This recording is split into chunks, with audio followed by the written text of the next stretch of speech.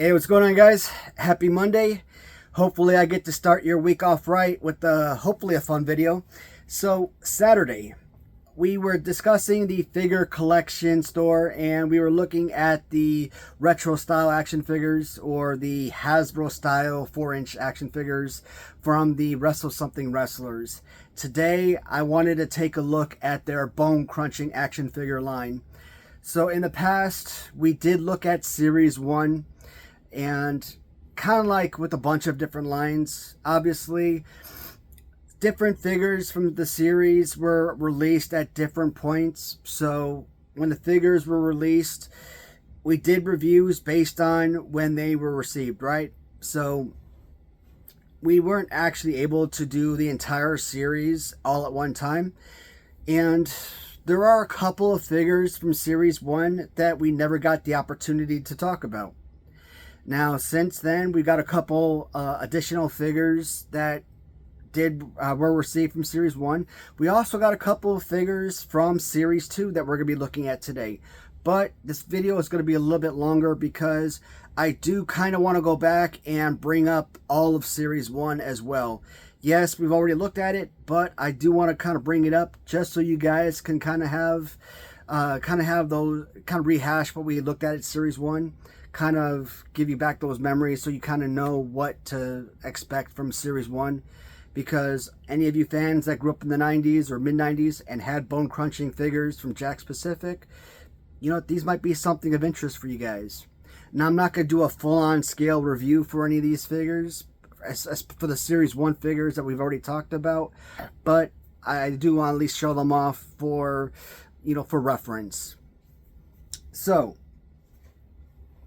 I've said it before, Jakks Pacific, there's certain toy lines. So Mattel Retros I like.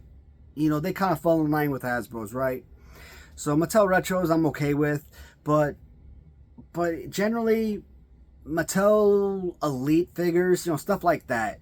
Your AEW Jazzwares, stuff like that. Your Jakks Pacific figures, your Mattel figures, your, I don't know what else out there, Toy Biz, those type of figures, the bodies, the articulation, those 6-inch, 7-inch, I don't like those figures. They're terrible.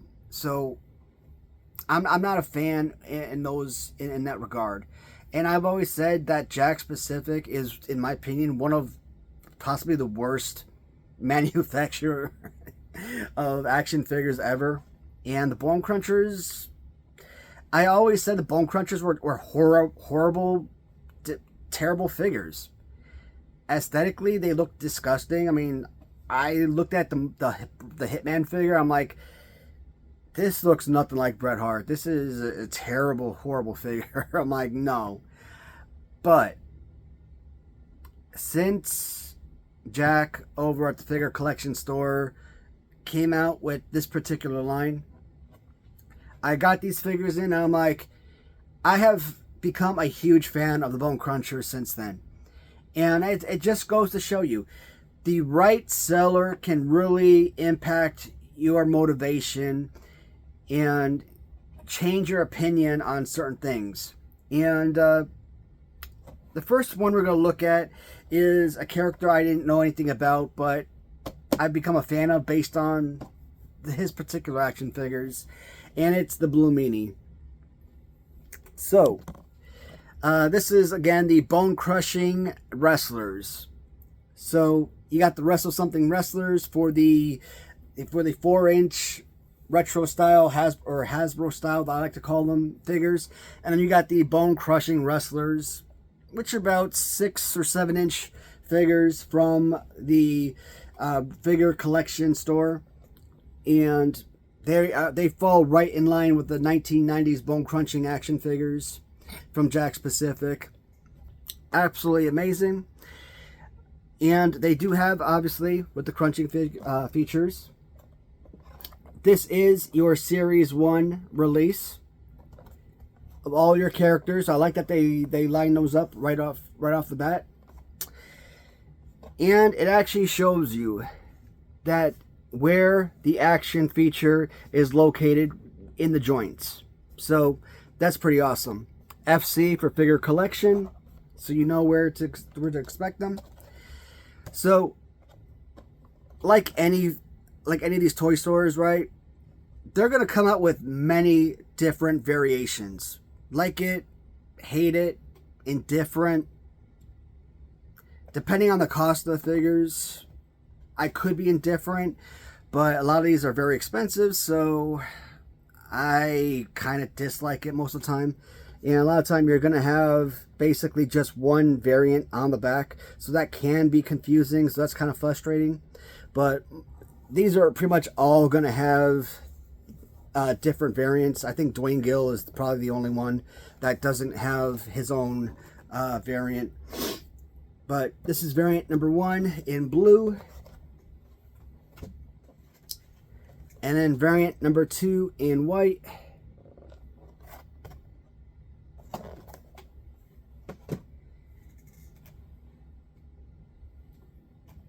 And then when you look at the figures loose, Blue World Order on the t-shirt in blue. And the white t-shirt just simply says Blue Meanie. Trying to see where the action is on. So you can actually hear a perfect snap right in the leg. So that's pretty awesome. So it is actually in both joints of both legs. So that's pretty cool.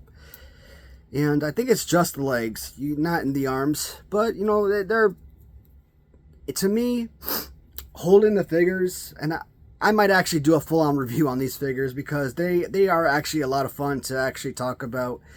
Play pose is incredible. I mean, it's got good, solid, strong rubber. Grip is fantastic. Good size, good bulk. Aesthetically, I mean, sculpt is fantastic. Yeah, if I was a kid and I had to play with these are incredible figures.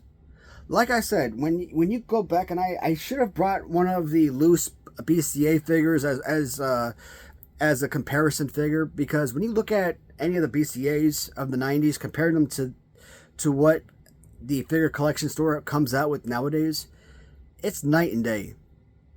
And I'm sorry for those who say that they absolutely love BCA figures of the 90s, but to me, they are really, really crappy figures. Have you actually seen the Vader figure? I mean, they made a few of them, and I love Vader, but it's just not a good figure. Bret Hart looks nothing like him. Horrible. But this is a solid piece. And like I said, I mean, good movable arms. Okay, strong. Awesome, awesome pieces here. So I keep hearing Matt Cardona talk about trying to sign Bryan Adams, right? And it's funny because obviously when I hear the name Bryan Adams, the first thing that I think about is obviously singer Bryan Adams. Obviously, the next thing I go to is I think, okay, Bryan Adams Demolition. And then I look at this character and I think, okay, I think Brian Clark. And when I think Brian Clark, I think Adam Bomb. Okay. And then I think, okay, well, you know, I brought Bryan Adams and Brian Clark, tag team partners at one point. But it's kind of funny because for whatever reason, hearing Matt Cardona talking about wanting to sign Bryan Adams to a contract and trying to get like a big rubber guy made of him, it's so odd because when I hear that name, for whatever reason, what I picture in my head is Adam Bomb, and I know better. I know Adam Bomb is not Bryan Adams. I know obviously that's Brian Clark, but for whatever reason, I'm picturing Adam Bomb in my head, and it's weird. I'm like, wait a minute, isn't Adam Bomb dead? How are you signing Bryan Adams? And then I have to think about it for a minute. I'm like, wait, no, Bryan Adams is he's my Facebook friend.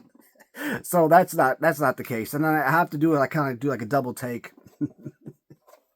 But no, Figure Collection, they actually did come out with a pretty awesome Brian Clark Atom Bomb figure, and they actually came out with a couple different variations, and pretty amazing. And I talked about one of the things that we had as kids. So obviously, one of my favorite memories from childhood is whenever Atom Bomb entered the ring, he'd have like these Hindenburg looking Nerf balls, and he'd get in the ring and he'd toss them into the crowd. And I don't know, I think you go to like Adventures or Kmart or something, and you could actually buy those little Hindenburg Nerf balls, and you could actually have them. They're like the shape like the actual Hindenburg, like a football or something. Like they're like Nerf balls, and I tried searching eBay for those things, but I think they're like non-existent. And if someone actually has them and you could actually find it on eBay, I'm pretty sure one of those darn things today, someone would probably sell it for like $1,000 or some ludicrous price, because I'm sure people out there, collectors, would really love to have that. I know I would die to have one of those things, because that's childhood, that's memories, that's nostalgia, right? But I want one of those. If anybody has one of those, I mean, I would love to buy one of those off you. I mean, that would be an amazing addition to this collection, to this museum of wrestling memorabilia, right? But this is variant number 1 for Brian Clark's Atom Bomb. And of course, the colors that I know best. And I think Brian Clark, I read that he portrayed some character named Wrath or something. I don't know if that was like a WCW character. Maybe maybe when he tag teamed with Demolition, or not Demolition, when he tag teamed with Bryan Adams. Again, I never knew of them tag teaming together. So maybe they were WCW together. Maybe if they were WWF, maybe it was long after I stopped watching wrestling. I don't know. But like that's like when you're on your phone or whatever, you kind of like scroll to the side and it kind of gives you like those little like news reports and stuff. Because I always like search wrestling and read news stories and stuff, for you type information and news reports. I kind of read about that a long time ago, and that's interesting to learn about. But of course, I don't retain a lot of those memories because it was just like one of those temporary information. So he does have, it feels like his sunglasses do come off, maybe. I mean, you could wiggle them. They move, but I don't know if they come off. They probably do, because you can see it move up and down and stuff. It probably does come off, but I'm not going to try to take it off. Why would you? But like I said, man, these are awesome pieces. That is, again, freaking Atom Bomb. Love it. Amazing. Alright, so next up on the card we're looking at is Dwayne Gill. Now, Dwayne Gill, I only have carded, so we are not going to look at a loose figure. Now, Dwayne Gill is supposed to be Gilbert, who is supposed to be a mockery of, Bill Goldberg, aka Goldberg, and I don't know if I assume he was like a enhancement worker type. I don't think he was intended to be like some kind of superstar or anything.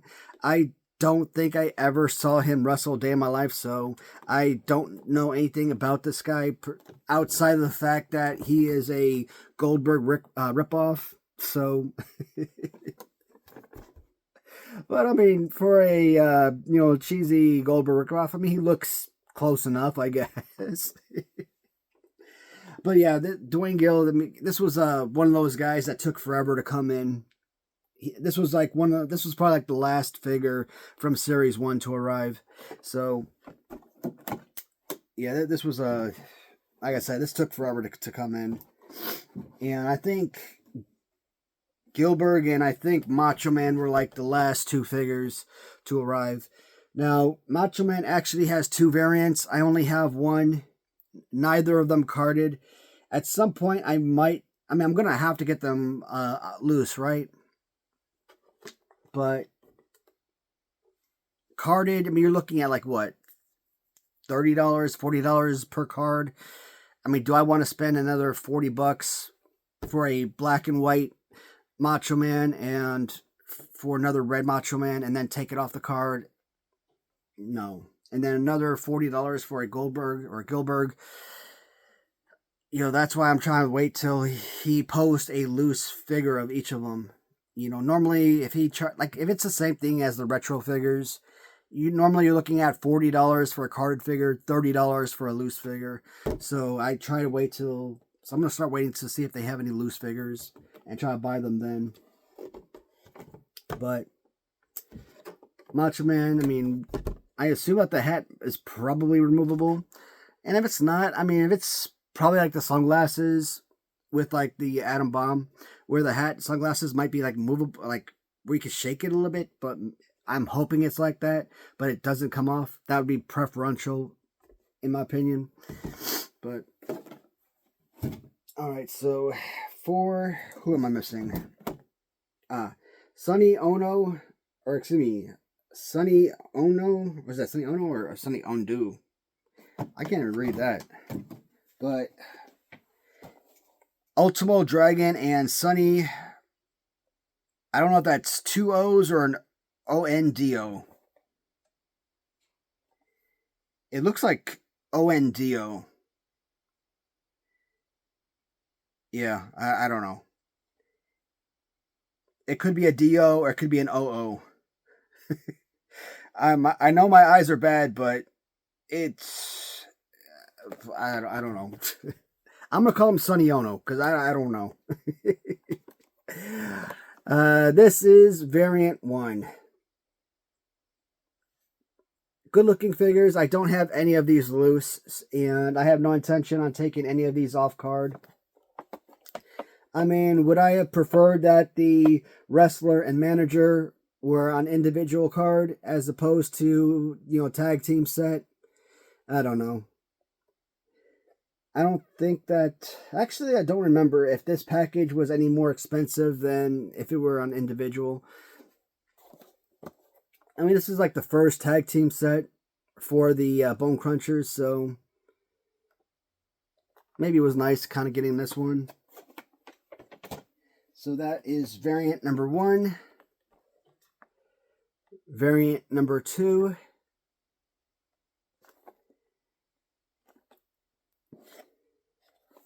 Everything else pretty much exactly the same. 2. And variant number 3. So, actually, yeah. So it's kind of like a teal with a green suit. Kind of blue with a black suit. And then pink with an orange suit. Alright, so that is all of Series 1. Now, Series 2, we're going to look... I'm going to show off the back of Series 2. So, we looked at all of Series 1, and we've already seen all of Series 1 retro figures. This is what to expect from Series 2 of Bone Crunchers. So far from Series 2, none of these guys have been released. So, this basically looks like this is basically a Series 1 recap for the most part. Because really, Macho Man and Dwayne Gill are really the only two figures that were supposed to be shown as new figures. The others we've already seen. And, of course, the two Jeff Jarrett figures are really the only things that we're seeing new. But, Jeff Jarrett, number 1. And, what do they call this one? So this was, actually, let's start with this one. So this right here was Jeff Jarrett, 1997. And then Jeff Jarrett, 1999.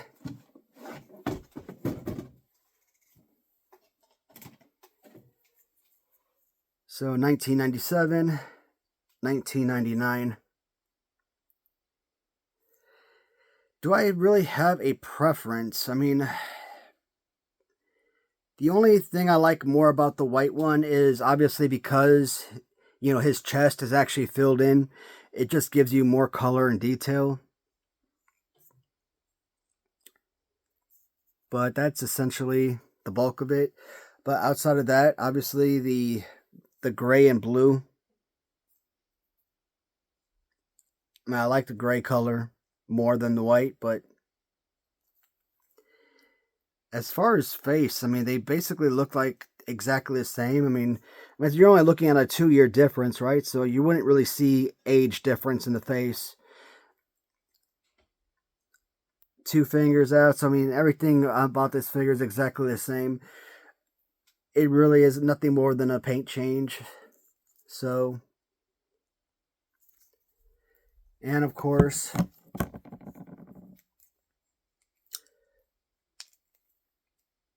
so don't feel anything in that leg. Not hearing any crunches in the legs. Now, unlike the others, where they're actually showing you, you know, where the crunches are in the body, this one doesn't give you a descriptor of where the crunches are. But you have to assume that the crunches is always going to be in the knees, right? Regardless. Let's see if the crunch is going to be in the knee on this one. No. See, no. This one doesn't have a crunch.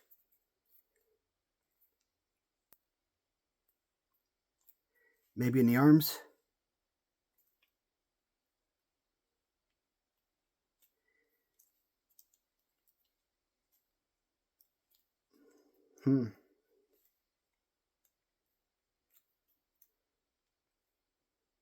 Alright, so I'm bending this one all over, and I'm not hearing crunches anywhere.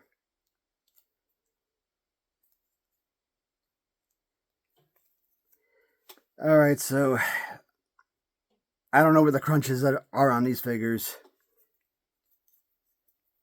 I mean, does it really need a crunch? I mean, they are bone crunching figures, right? So it should, I mean, that would be preferable, right? I mean, if you got yourself a Hasbro figure or a Mattel Retro figure, you want a working action feature. Does it need a feat? Does it need an action? No, but it's still preferable because that's part of the figure, right? So when you got a bone crunching figure, you want that bone crunch. You want to hear that crunching feature. And yeah, I'm bending this all over the place, and I have no idea where that crunch is. The feet, the legs, the arms, I'm bending it everywhere. I don't hear anything. Yeah, I don't hear no crunches anywhere on this, so I don't know. Either I got a couple bad figures, or maybe these figures just don't have it.